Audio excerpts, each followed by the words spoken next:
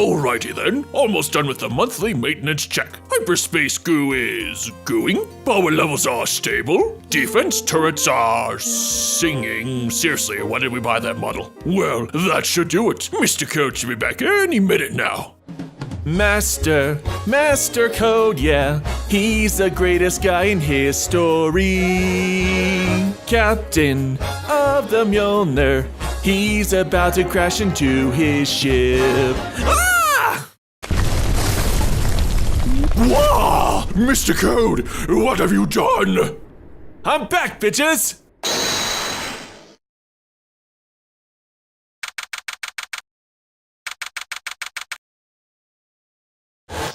Well, with the Star Wars hype rising once again with the release of The Last Jedi, I was compelled to cover something from the universe when I suddenly remembered a fan movie that came out earlier this year that I've been wanting to cover for the longest time. The machinima movie, Knights of the Old Republic, A Familiar Path, based off the 2004 critically acclaimed Star Wars game. The original movie by Kevin Smets came out in 2007, and 1 decade later we are discussing the release of this special edition. Now, I'm not going to review the game itself, but suffice it to say, if you haven't played it yet, it's a great story with great fluent combat, fantastic voice work, and overall a solid Star Wars adventure. One of the many notable changes from the original was the inclusion of a prologue, which is a very welcome addition, as for newcomers who are unfamiliar with the game's lore, it helps to establish the backstory of the Sith Lords Revan and Malak, the wars leading up to the movie, and just the setting in general. The visuals are simple, but the dramatic music and storytelling builds the atmosphere of this epic tale. Speaking of the voice acting, I already mentioned the superb talent behind the game's NPCs, but how about our main protagonist, Logan Starr? Well, I'm happy to say Mr. Smets did a fantastic job voicing the main character, which was a difficult task emoting him, seeing as visually, due to the game's limitation, the actual player character can only cycle through a few different neutral expressions, so not a lot of emotions facially. But if you can get over that visual drawback, Logan is actually imbued with a lot more personality than the original game. Though the majority of his dialogue remains similar to the actual script, the creators do add little nuances, like him commenting on other characters' conversations, which makes the interactions feel a little more organic.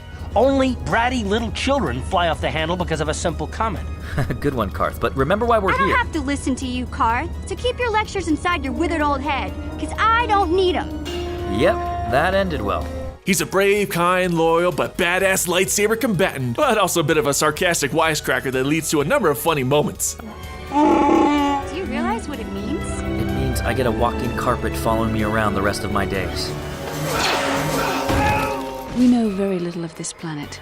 It has big trees, in case your eyes don't work anymore. Yeah, you're right, the trees are massive. Another very notable change from the original is how much more cinematic the movie feels. Again, another restriction of the game was the creators being limited to the free cam mode to get more interesting or dynamic shots, but unfortunately they weren't able to control any of the characters' actions while in that mode. Let's compare a couple of scenes from the old and special edition, shall we?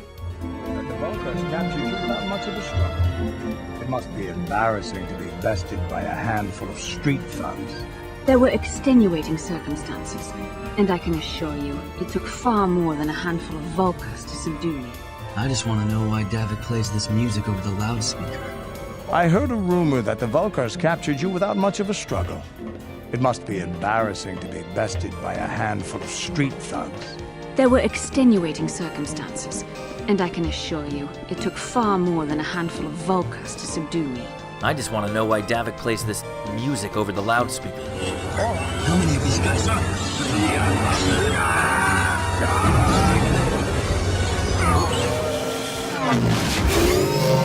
Just gotta jam their comm signal.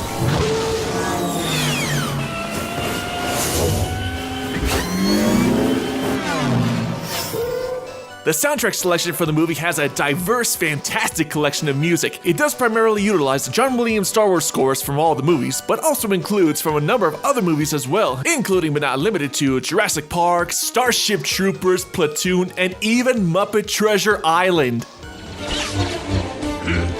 Let's see what you got.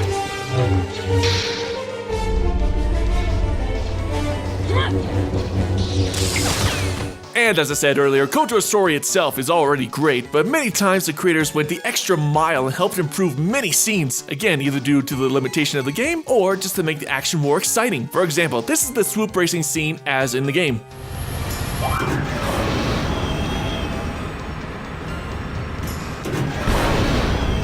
not very riveting cinematically. Now, the movie on the other hoof is so much more dynamic and exciting. And on blue comes in an early night. Ouch! She won't be walking away from that one. Hey, Big Z! Get over here. I can't be worried about my best friend running off with some intergalactic skank. Logan's training sequence makes you feel the emotion and struggle to become a Jedi so much more than in the game as well. The way of the Jedi is difficult. It requires great discipline. Your lightsaber identifies you as a member of the Jedi Order. With such recognition comes honor and respect. The Sith and Dark Jedi will seek to destroy you, apprentice. You must prove yourself worthy in battle against a foe who also wields a lightsaber. Now, despite all my praise, there are a few problems that does kind of hold back its full potential. The pacing in the first act is jarring at times, as it's a little too heavy on exposition meeting new characters, which could have been condensed. Like the scenes of Karth filling in Logan about being trapped on Terrace just goes on a little too long. There's also some superfluous scenes like Logan saving a random passerby from thugs, which goes nowhere. And as cool as that speeder bike chase scene is later in the movie, it really didn't push the plot forward. But in the end, though Familiar Path's presentation is a little clunky at times, it never killed my enjoyment. Overall, I highly recommend checking out this movie and its 2 sequels, as the story and characters get so much better as the story goes on. A prequel surrounding Revan is also planned, along with the special edition of KOTOR Episode 2, and I'm really looking forward to both. Well, that's it for today, guys. Until next time, MC out!